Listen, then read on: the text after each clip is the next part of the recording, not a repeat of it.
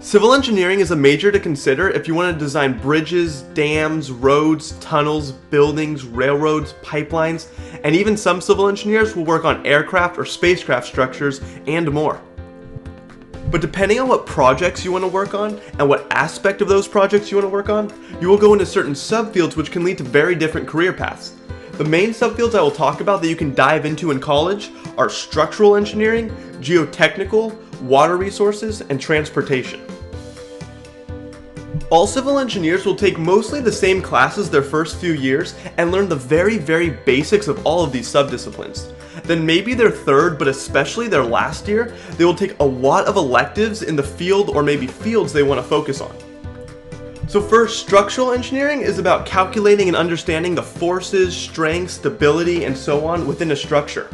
It could be a bridge, a skyscraper, a landmark, or even a spacecraft or aircraft. Remember, these structures are very heavy and need to support their own weight so that they don't collapse. Now this subfield is the most math intensive and has lots of physics. All civil engineers will take a class called statics, which is all about the forces and systems that are not moving. In basic physics, you may have done a statics problem, like where does this support have to be for the system to be totally balanced and therefore not moving. You summed all the forces which equaled 0 and all the torques which equaled 0. And that's the basics of statics. So if you're looking at the forces within a bridge or truss, well, the same principles apply, but now there's just more to it. The weight is straight down as shown in blue, all the beams exert forces on one another, but the sum of them is equal to 0, and the torque sum to 0 as well because the bridge is not moving. And it's of course even more complicated than this, but if you enjoy that kind of basic physics you see above, then you'll likely enjoy the statics and physics you see in structural engineering. So that's just a very simplified explanation, but now let's dive into some of the classes they would take. One class that would be important for structural students is a reinforced concrete class. In concrete structures, they reinforce it by putting steel beams in the concrete. We can't see those beams, but here, before construction is done, you can see them sticking out, or you can see a lot of them on these unfinished columns. So why do they do this? Why isn't concrete good enough? Well, concrete alone, once hardened, has low tensile strength, as in it does not handle being pulled very well. However, it's okay with being compressed. But to counteract that low tensile strength, they add steel beams and pour wet concrete, which hardens around them, and then those steel beams have high tensile strength to counteract those types of forces on the structure. So in a lab for this class, you might build the rebar, or the steel reinforcing rods, pour the wet concrete onto them, then once it dries, use a machine that holds the beam on both sides, then apply forces in the middle and keep increasing the force until the beam breaks or cracks and starts falling apart. That force being applied is sent to a computer that tells us the loading on the beam so we can collect the data and get the properties that we need. You could take structural dynamics as an elective class. Dynamics is about moving systems, unlike statics. So this is one of the few classes where motion is included. So whether it's wind or an earthquake that shakes a building, you need to know how that motion will impact the structure itself and all the forces within it. I've shown this animation before, but mostly for mechanical engineers as it's a vibrating system that they could analyze, but civil engineers could get into this as well. They have to make sure their designs can stand up against any type of movement the structure may be subject to. You could take an elective class on seismic analysis, which is specifically about calculating the responses of a structure to an earthquake, or one on bridge engineering, which would be a class on highway bridges, materials used, distribution of loads, and how forces are spread throughout the structure, and so on. Mechanics of materials, like how twisting and bending a beam or column causes it to become internally stressed. Timber structure design, which is about analyzing properties and forces within wooden structures, and much more. See how even if you choose structural engineering, you could still take many different classes from the other structure students? It's a very broad major, but hopefully you really get the idea by now. Lots of physics in this discipline, but mostly statics or forces and structures without movement. In the real world, these engineers often work on the computer and use software for their designs, where that software does that advanced math to determine the forces throughout the structure, like you see here with an office block and its components. You may still have to do hand calculations, but most of the rigorous analysis you learned in school will be left to the software. Now let's move on to geotechnical engineering, and you'll already see how different these disciplines are. Geotechnical engineers are concerned with the behavior of earth materials like rock and soil, but the main focus is soil. This may seem odd, but you'll see how important this is. The structural engineer can do everything right to make sure the building will stand up, but if the geotechnical engineer messes up and you put a structure on soil that can't withstand it or is uneven, the building could fall, sink into the ground, or even lean to one side, probably the most famous being the Leaning Tower of Pisa, which was a result of soil issues. Then they also have to consider the foundation of the structures that are being designed. Like, should they have a shallow foundation or a deep foundation?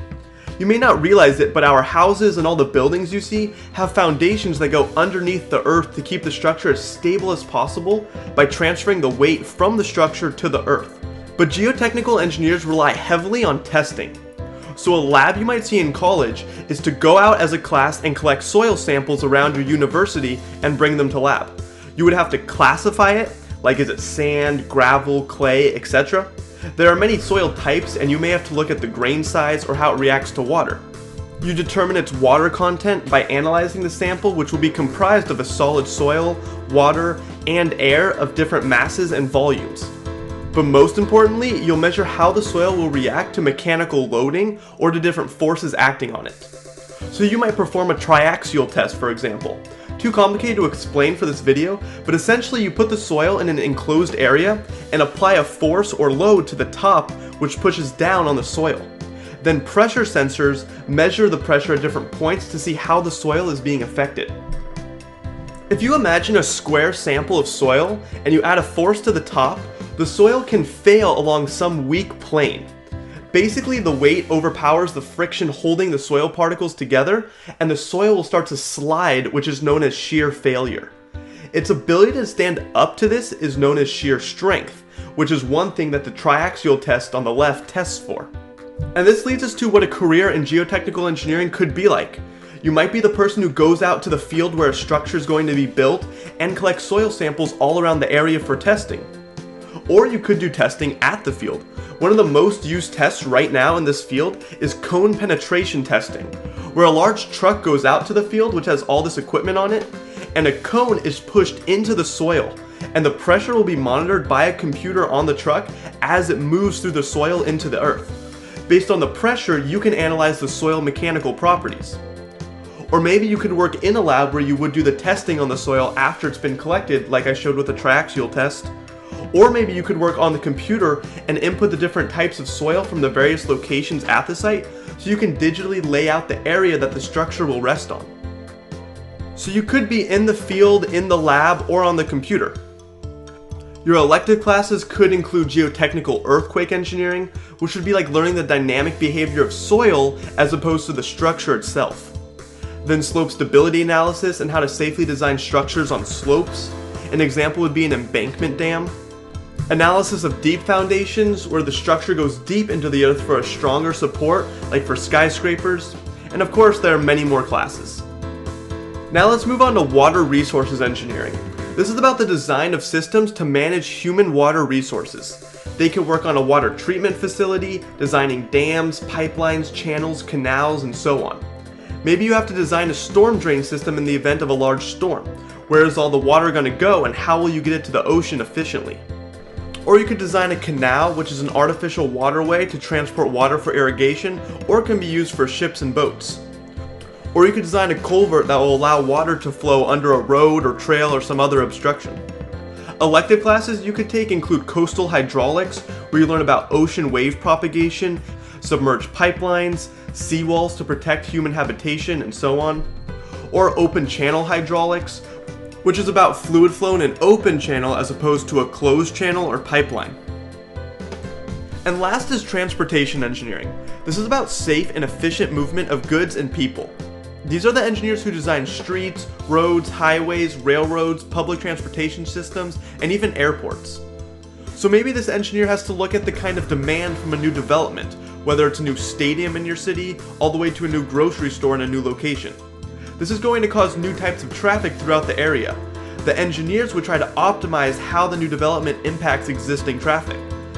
They would look at data from other similar places to see what kind of traffic they get, then try to make improvements where possible. It could be simple like adding a bus stop in the nearby area, all the way to expanding the roadway to allow for more traffic. They could work on the geometrics of the roadway, such as what radius of curvature does an off-ramp have to be for a car going 55 miles per hour so the tires won't slip. Or if they're going up an incline, the driver needs to see far enough ahead of them to stop if there's a sudden obstacle. Or what do the cross sections of a freeway need to be for the lanes and the shoulders to accommodate the amount of traffic that's expected? Or let's say a highway interchange is being designed. A structural engineer would make it stable and design the structure itself, but the transportation engineer would determine maybe how many lanes are needed for the interchange based on traffic, or how the merging should happen to maximize safety. They make sure that the layout is designed to maximize traffic flow and safety rather than the physics of the structure itself. Often these engineers evaluate potential improvements to cities in terms of transportation rather than create a totally new design. As in, you probably haven't had many new highways put into your city in the last few years, but there's probably been plenty of construction, whether it be adding an express lane or a bike lane, etc. So they might not create a new bus transportation system, but they may optimize the existing one. Maybe they take data from how many people get on the bus, how long the bus takes to complete its route, how long people are waiting for the bus, and so on to optimize the route, the amount of stops, and more. Your career will also likely involve a good amount of computer work. You might have to create a layout of the new lane, off-ramp, bridge, or whatever you're designing on AutoCAD, which is a very important software for civil engineers. Or you could use software to analyze and simulate traffic. You could actually lay out the roadway of a city and use collected data of traffic during different times of the day and simulate new additions. Like you could add in a stoplight somewhere and see what the new traffic would be like. Or you can make a minor change, like make a certain stoplight stay green for just a few seconds longer and see how it affects traffic on those streets. And just note, this is not a very math-heavy field. In fact, it's probably the least math-intensive of the 4 subdisciplines I've talked about. It's more about taking data and analyzing it. Even when I talked about the radius of curvature and how fast someone should be going, you won't use the coefficient of friction and do circular motion physics or anything like that. You use even simpler equations to get what you need. Now that's all the main subdisciplines of this major, but there are some final thoughts I want to include. If you're watching all this and are more interested in the artistic aspect of building and structure designs, then architecture will be better for you. Architects deal more with the floor plans, spatial concerns, and the shape and design of the buildings. They have to have an understanding of structures and physics, but not quite as much as a structural engineer. They would hand off their design to the structural engineer, who would really make sure the entire structure could support itself, and they would deal with more of the technical work. Then, if you want to be the one who puts on the hard hat and does all the hands-on work with the machines and physically builds the structures, then construction will be better for you. But then there's also construction management, which you can still get a job in as a civil engineer. Construction companies will hire civil engineers because of their technical background.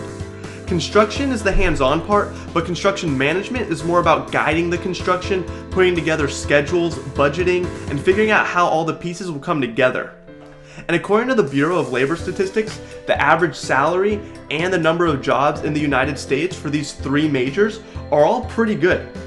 Of course, these are just averages as of now, but hopefully this gives you a good idea of what you can expect.